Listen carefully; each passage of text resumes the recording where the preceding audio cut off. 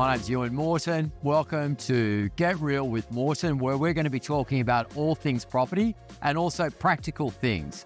I'm joined here by Michael Bates, who's from Capstone Interiors, who's been designing and helping us with our interiors for well over, is it 6 years? 6 years now, yeah. Long time. Yeah. And we're going to be looking at an apartment today where Michael's going to give us some tips, and we're going to look at what's working and potentially some of the things that could improve it from a landlord's perspective when you're producing something for rent. So one of the things I do want to point out about this is obviously the ceiling. This is what people call a vermiculite ceiling. And I suppose the power of paint, you can actually deal with that, because in a lot of apartments, that's just a grey or brown effect. Yeah. And having just a nice kind of crisp white paint over it can really mitigate the effect of it. And it can actually look like a bit of a design feature. Also, I think one of the other things you can see in this apartment where there's been hooks put in place for pictures. I think as people rent longer term now, it's nice for them to feel at home and have places for their artwork and things.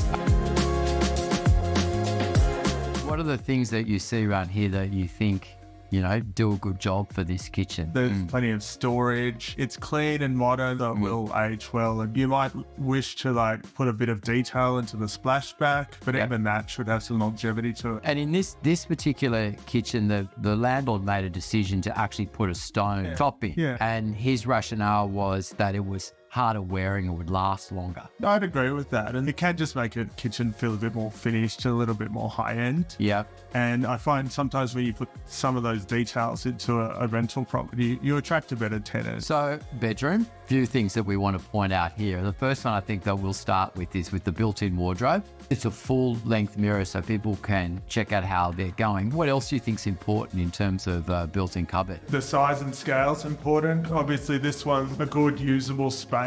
We've got multiple racks there for hanging. Then we've got a deeper shelf up the top. Curtains, blinds can actually be quite expensive. So what would be your comment to what we've got here? These blinds are great because they kind of have a plantation shutter effect. A lot of people are going to roller blinds now, which actually have a block out strength and a mid strength as well. So that they can actually be the most cost effective and quick way to... Yep, so smart and economical.